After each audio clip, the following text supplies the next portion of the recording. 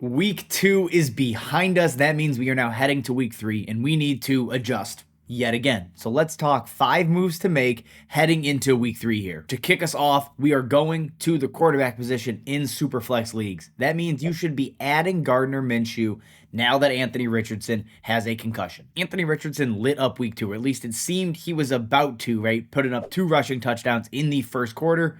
Unfortunately, he gets a concussion, gets knocked out for the game, and Gardner Minshew has to come in. Now, looking to week 3, Anthony Richardson might or probably will miss that game. And if you need a spot starter, I don't think there's a better one than Gardner Minshew, at least in terms of backups that are available on your waiver wire. Right now, he's available in 65% of leagues. And if I scoop him up and I add him, I am more than okay throwing him into my lineup as a QB2, given what he's done in his last 3 starts. If we exclude the Week 18 start back in 2021, his last 3 starts, he has been a top 10 quarterback 2 out of 3 times. He has not finished outside of the top 20 quarterbacks. Baltimore secondaries beat the shit. They are absolutely decimated right now. I think Gardner Minshew against Baltimore is going to be a very good matchup for him.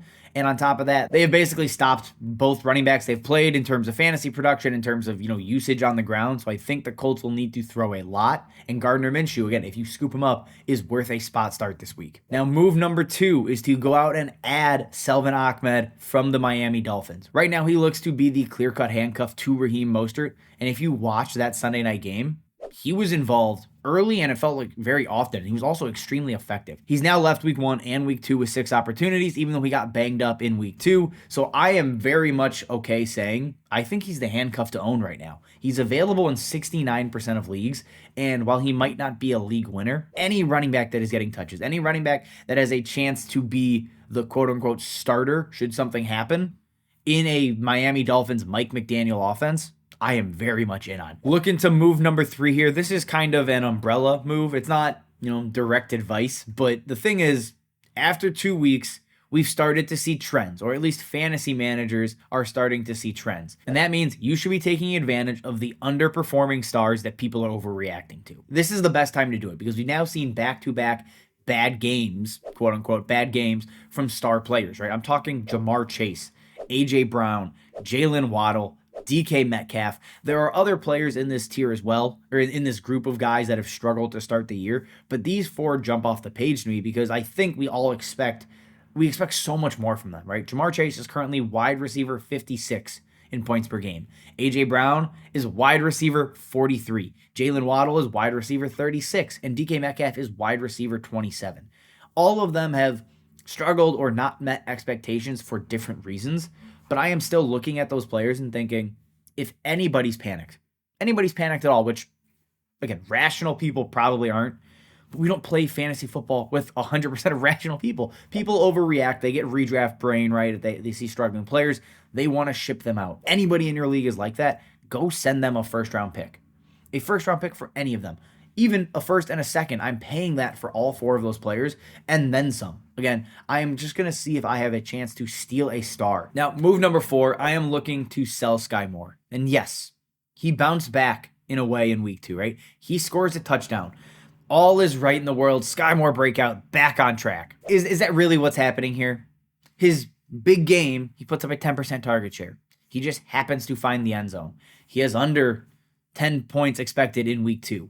He has a 20-yard air yard share. That is nothing that screams elite usage. And yes, he's tied to Patrick Mahomes. That's great. But that only matters if you're the wide receiver 1, really, because Travis Kelce is going to eat up everything else when he's fully right. So basically, unless you are the clear-cut number 1 option on the outside, I don't really care about you. So I'm just going to continue to sell here. I'm going to use the touchdown, the breakout, whatever the hell you want to call it, as an opportunity. Just go get a second-round pick.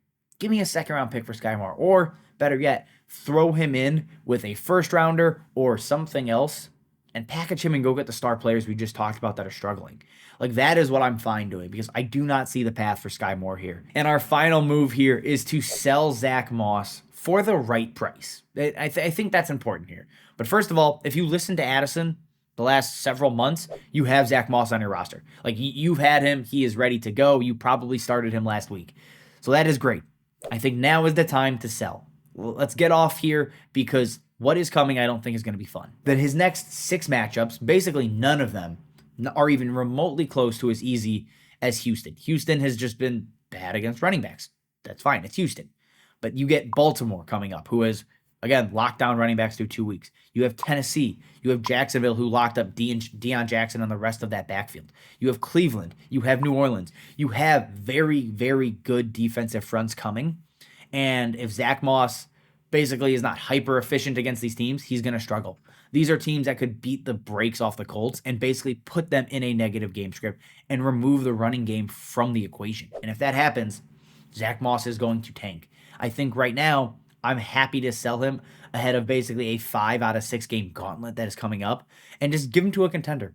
Give him to the guy that has Austin Eckler or Saquon Barkley or Jonathan Taylor or a struggling Josh Jacobs, right? There's a number of players out there, a number of teams that are contending that are probably looking for a guy like Zack Moss coming off of a big game. Now, what can you get for him? What should you get for him? Again, I think the 2nd round pick is usually the right sell-off point. Throw him in as a package deal for any of the struggling starts. Throw him in a package to go get Josh Jacobs, who has not been great this year to start, but the usage is spectacular. All of these things I think are solid moves to make. All right, guys, that is it. Again, if you have questions, you have comments, drop that down below. If you like what we are doing here, subscribe to the channel. As always, thank you guys for watching, and we will see you next time.